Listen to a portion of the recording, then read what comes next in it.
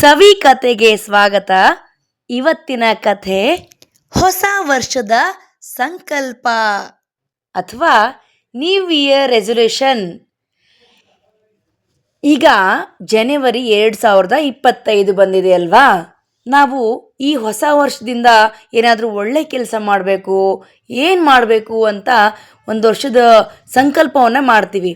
ಇದೇ ಕೆಲಸ ಮಾಡಬೇಕು, ಒಳ್ಳೆ ಕೆಲಸ ಮಾಡಬೇಕು ಅಂತೇಳಿ ರೆಸೊಲ್ಯೂಷನ್ ಮಾಡ್ತೀವಿ ಅಲ್ವಾ. ಹಾಗೆ ಒಂದು ಊರಲ್ಲಿ ಒಬ್ಬ ಹುಡುಗ ಇದ್ದ, 10 ವರ್ಷದ ಹುಡುಗ. ಅವನು ಹೊಸ ವರ್ಷಕ್ಕೆ ಏನಾದರೂ ಸಂಕಲ್ಪ ಮಾಡಬೇಕು ಅಂತ ಅಂದ್ಕೊಂಡು ಯೋಚನೆ ಮಾಡ್ತಿರ್ತಾನೆ. ಏನು ಸಂಕಲ್ಪ ಮಾಡ್ತಾನೆ, ಹೇಗೆ ಮಾಡ್ತಾನೆ ಅನ್ನೋದೇ ಈ ಕಥೆ. ಹಾಗಾದರೆ ಕಥೆ ಕೇಳೋಣ. ಒಂದು ಊರಲ್ಲಿ 10 ವರ್ಷ ವಯಸ್ಸಿನ ರೋಹನ್ ಅಂತ ಒಬ್ಬ ಹುಡುಗ ಇದ್ದ. ಅವನು ಈ 2025ನೇ ವರ್ಷ ಜನವರಿಗೆ ಯಾವ ಸಂಕಲ್ಪ ಮಾಡಬೇಕು ಅಂತ ಇನ್ನೂ ಡಿಸೈಡ್ ಮಾಡಿರಲಿಲ್ಲ, ನಿರ್ಧಾರ ಮಾಡಿರಲಿಲ್ಲ. ಸ್ಕೂಲಲ್ಲಿ, ಆಟದ ಮೈದಾನದಲ್ಲಿ ಮತ್ತು ನೆರೆಹೊರೆಯಲ್ಲಿ ಬೇರೆ ಬೇರೆ ಜನರು ತಾವು ಹೊಸ ವರ್ಷಕ್ಕೆ ಏನು ಸಂಕಲ್ಪ ಮಾಡಿದ್ದೀವಿ, ಏನು ರೆಸೊಲ್ಯೂಷನ್ ಮಾಡಿದ್ದೀವಿ ಅಂತ ತಾವು ಚರ್ಚೆ ಮಾಡ್ತಾ ಇದ್ರು, ಮಾತಾಡ್ತಾ ಇದ್ರು. ಇದನ್ನ ರೋಹನ್ ಕೇಳಿಸ್ಕೋತಾ ಇದ್ದ. ಅವನಿಗೂ ಏನಾದರೂ ಹೊಸ ವರ್ಷಕ್ಕೆ ಸಂಕಲ್ಪ ಮಾಡಬೇಕು ಅಂತ ಅನ್ಕೋತಾ ಇದ್ದ. ಯಾವ ರೀತಿ ಹೊಸ ವರ್ಷಕ್ಕೆ ಸಂಕಲ್ಪ ಮಾಡಬೇಕು ಅಂದರೆ, ಒಂದು ಪ್ರಮುಖವಾದಂತಹ ಮತ್ತು ಅರ್ಥಪೂರ್ಣವಾದಂಥ ಸಂಕಲ್ಪ ಮಾಡಬೇಕು ಅಂತ ರೋಹನ್ ಬಯಸಿದ್ದ. ಆದರೆ ರೋಹನ್ಗೆ ಆ ಸಂಕಲ್ಪದ ಬಗ್ಗೆ ಗೊಂದಲ ಇತ್ತು.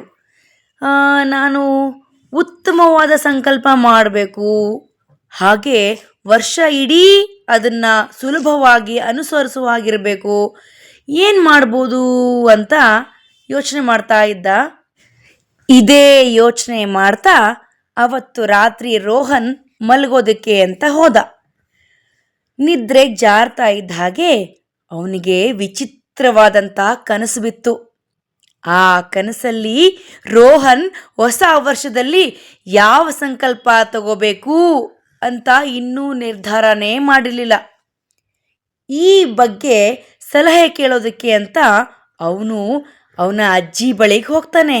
ಕನಸಲ್ಲಿ ಅವನ ರಾಕಿಂಗ್ ಅಜ್ಜಿ ತನ್ನ ರಾಕಿಂಗ್ ಕುರ್ಚಿಯಲ್ಲಿ ಕೂತ್ಕೊಂಡು ನ್ಯೂಸ್ ಪೇಪರ್ ಅಂದರೆ ದಿನಪತ್ರಿಕೆಯನ್ನು ಓದ್ತಾ ಇದ್ರು.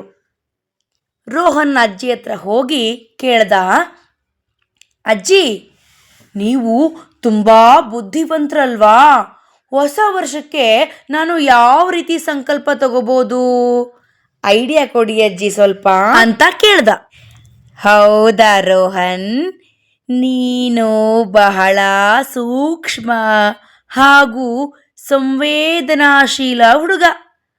ಆದರೆ ನಾನು ನಿನಗೆ ಒಂದು ಸಲಹೆ ಕೊಡ್ತೇನೆ. ಬೆಳಗ್ಗೆ ಬೇಗ ಏಳೋದಕ್ಕೆ ಪ್ರಾರಂಭ ಮಾಡು, ಮತ್ತು ನನ್ನ ಜೊತೆ ದಿನವೂ ಪುಸ್ತಕಗಳನ್ನು ಓದು. ನಾವು ಇಬ್ಬರು ಸೇರಿಕೊಂಡು ತತ್ವಶಾಸ್ತ್ರ, ಇತಿಹಾಸ ಮತ್ತು ವಿಜ್ಞಾನ ಪುಸ್ತಕಗಳನ್ನು ಓದಬಹುದು. ಕನ್ನಡದಲ್ಲಿ ಅನೇಕ ಮಕ್ಕಳ ಸಾಹಿತ್ಯ ಇದೆ, ಒಳ್ಳೊಳ್ಳೆ ಪುಸ್ತಕಗಳಿದೆ. ಶೇಕ್ಸ್ಪಿಯರು, ವರ್ಡ್ಸ್ವರ್ತರಂಥ ಅನೇಕ ಶ್ರೇಷ್ಠ ಬರಹಗಾರರ ಕೃತಿಗಳನ್ನು ನಾನು ನಿನಗೆ ಪರಿಚಯ ಮಾಡಿಸ್ತೇನೆ. ನಾವಿಬ್ಬರು ಬೆಳಗಿನ ಪತ್ರಿಕೆಯನ್ನು ಸಹ ಒಟ್ಟಿಗೆ ಓದ್ಬೋದು. ಇದು ನಿನಗೆ ಉತ್ತಮವಾದ ರೆಸೊಲ್ಯೂಷನ್ನು ಅಂತ ನನ್ನ ನಂಬಿಕೆ ಇದೆ. ಇದು ನಿನ್ನ ಜ್ಞಾನವನ್ನು ಹೆಚ್ಚಿಗೆ ಮಾಡುತ್ತೆ ಅಂತ ಅಜ್ಜಿ ಹೇಳಿದರು. ಹಾಂ ಅಂತ ರೋಹನ್ಗೆ ಗೊಂದಲ ಆಯಿತು. ಅಯ್ಯೋ, ಅಜ್ಜಿ ಇಂಥ ಸಲಹೆಗಳ ಕೊಡ್ತಾರೆ ಅಂತ ಅವನು ಅಂದ್ಕೊಂಡೇ ಇರಲಿಲ್ಲ. ಅವನು ಈಗಾಗಲೇ ದಿನವಿಡೀ ಸಾಕಷ್ಟು ಕೆಲಸಗಳನ್ನು ಮಾಡಬೇಕಾಗಿತ್ತು. ಆಗ ರೋಹನ್ ಹೇಳ್ದ, ಅಜ್ಜಿ, ನಾನೀಗ ಹೇಳ್ತಿರೋದಕ್ಕಿಂತ ಮುಂಚೆನೇ ಹೇಳ್ಬೇಕಾ? ಇಷ್ಟೆಲ್ಲ ದೊಡ್ಡ ದೊಡ್ಡ ಪುಸ್ತಕಗಳನ್ನು ಓದೋಕೆ ನನಗೆ ಕಷ್ಟ ಆಗುತ್ತೆ ಅಜ್ಜಿ. ಶಾಲೆಗೆ ಹೋಗೋಕೆ ಬೇಗ ಎದ್ದೇಳೋದೇ ನನಗೆ ಬಹಳ ಕಷ್ಟ ಅಂತ ನಿಮಗೂ ಗೊತ್ತಿದೆ. ದಿನ ಇಡೀ ಶಾಲೆಯಲ್ಲಿ ಕಳೆದ್ವು. ಸಂಜೆ ಮನೇಲಿ ಹೋಮ್ವರ್ಕ್ ಮುಗಿಸೋಷ್ಟರಲ್ಲಿ ನನಗೆ ಸುಸ್ತಾಗ್ಬಿಡುತ್ತೆ. ರಾತ್ರಿ ಊಟ ಆಗ್ತಿದ್ದ ಹಾಗೆ ಆ ಅಂತ ನಿದ್ದೆ ಬರುತ್ತೆ. ಮುಂಜಾನೆ ಎದ್ದು ಪುಸ್ತಕಗಳನ್ನು ಓದೋ ಶಕ್ತಿ ನನಗೆ ಎಲ್ಲಿಂದ ಬರುತ್ತೆ ಅಜ್ಜಿ ಅಂತ ಹೇಳಿ ತನ್ನ ಅಮ್ಮನ್ನ ಹುಡ್ಕೋದಕ್ಕೆ ಅಂತ ಅಡುಗೆ ಮನೆ ಕಡೆ ಓಡ್ದ. ಅಮ್ಮನ ಹತ್ರ ಹೋಗಿ, ಅಮ್ಮ, ನನ್ನ ಹೊಸ ವರ್ಷದ ರೆಸಲ್ಯೂಷನ್ನು ಹೇಗಿರಬೇಕು ಅಂತ ಕೇಳ್ದ. ರೋಹನ್, ನೀನು ಇದನ್ನ ಕೇಳಿದ್ದು ನನಗೆ ಸಂತೋಷ ಆಯಿತು ಮಗ. ಕ್ಯಾರೆಟ್ ತುರಿತಿದ್ದಂಥ ಅಮ್ಮ ಉತ್ತರಿಸಿದ್ರು. ನೀನು ಆರೋಗ್ಯಕರವಾದ ಆಹಾರ ತಿನ್ನೋಕೆ ಶುರು ಮಾಡಬೇಕು ಅಂತ ನನಗನ್ಸುತ್ತೆ.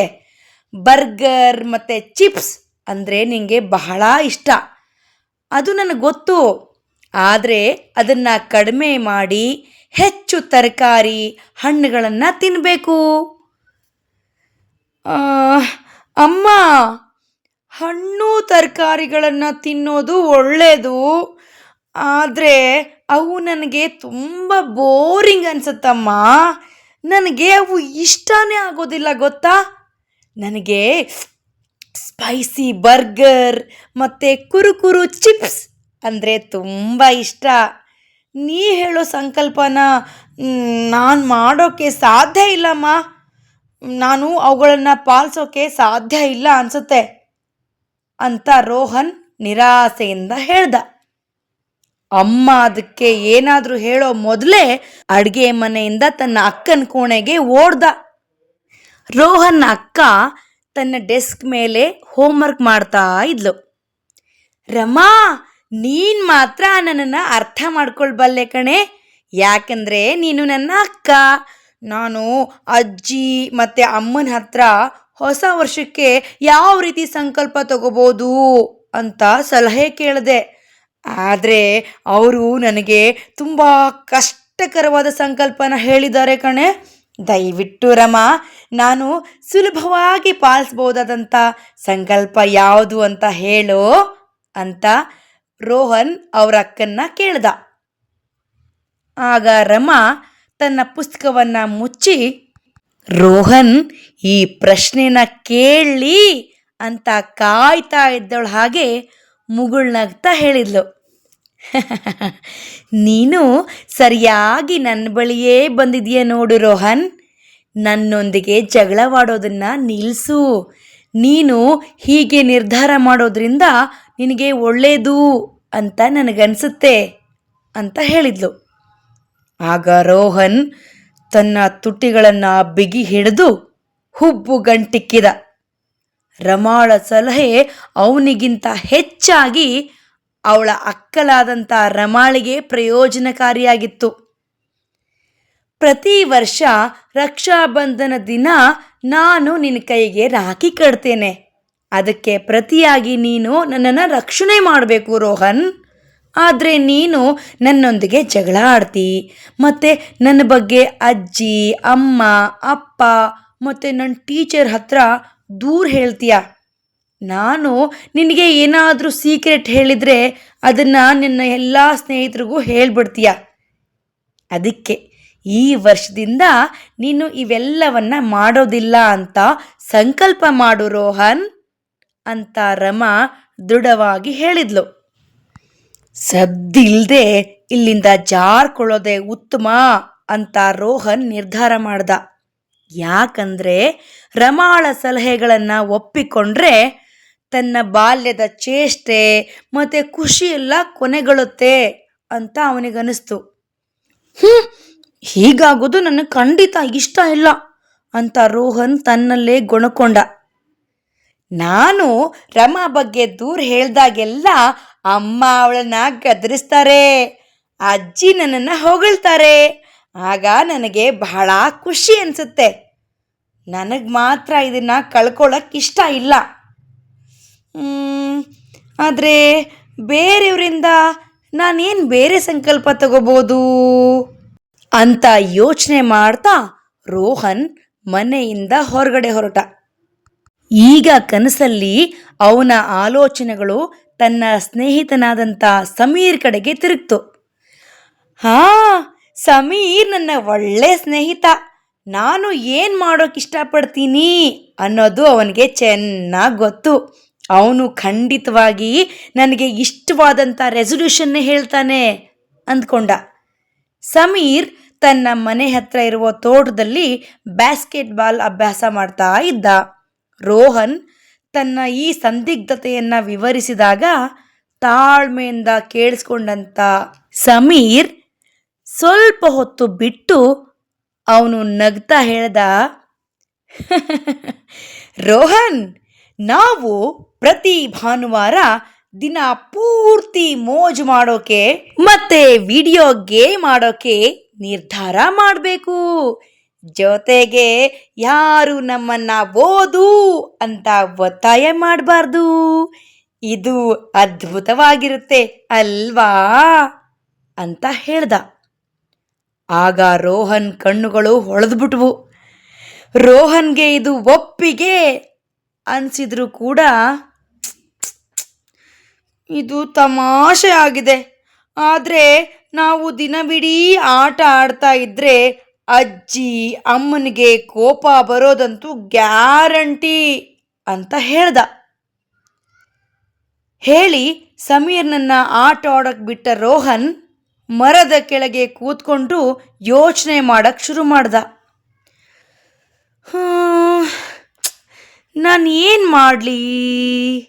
ನಾನು ಯಾರ ಸಲಹೆ ತಗೊಳ್ಳಿ? ಅಜ್ಜಿದ? ಅಮ್ಮಂದ? ಅಕ್ಕ ರಮಾದ? ಅಥವಾ ಸಮೀರ್ದ? ಪ್ರತಿಯೊಬ್ಬರೂ ತಮಗೆ ತೋಚಿದಂಥ ಉತ್ತಮ ಸಲಹೆಗಳನ್ನು ನೀಡಿದ್ದಾರೆ.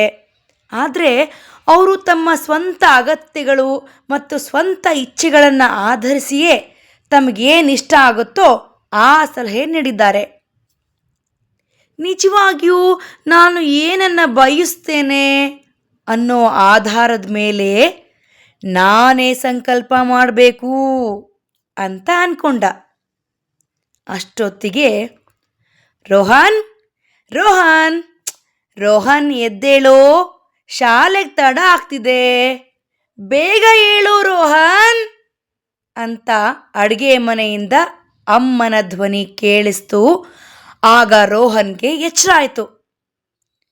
ಅವನು ತನ್ನ ಕಣ್ಣುಗಳನ್ನು ಉಜ್ಕೊಂಡು ಎದ್ದವನೇ ತನ್ನ ಹಾಸಿಗೆ ಮೇಲೆ ಕುಳಿತ. ಇಷ್ಟೊತ್ತು ತಾನು ಕಂಡ ಕನಸುಗಳನ್ನು ನೆನಪಿಟ್ಕೊಳ್ಳೋಕೆ ಪ್ರಯತ್ನ ಮಾಡ್ದ. ಅದನ್ನು ಸ್ಪಷ್ಟವಾಗಿ ನೆನಪಿಸ್ಕೊಳ್ತಾ, ನಾನು ಕನಸಿನಲ್ಲಿ ಪಡೆದಂತಹ ಎಲ್ಲ ಸಲಹೆಗಳು ಉತ್ತಮವಾಗಿಯೇ ಇವೆ ಅಂತ ರೋಹನ್ಗೆ ಅನ್ನಿಸ್ತು. ಬಹುಶಃ ನಾನು ಎಲ್ಲವನ್ನೂ ಮಾಡೋಕ್ಕೆ ಪ್ರಯತ್ನ ಮಾಡ್ತೀನಿ. ಆಗ ನಾನು ಹೊಸ ಪುಸ್ತಕಗಳನ್ನು ಓದಬಹುದು, ಆರೋಗ್ಯಕರವಾದಂಥ ಆಹಾರವನ್ನು ಸೇವಿಸಬಹುದು, ರಮಾಳೊಂದಿಗೆ ಜಗಳ ಆಡೋದನ್ನು ನಿಲ್ಲಿಸಬಹುದು ಮತ್ತು ಸಮೀರ್ ಜೊತೆ ಧಾರಾಳವಾಗಿ ಆಟ ಆಡಬಹುದು ಅಂತ ನಿರ್ಧಾರ ಮಾಡ್ದ.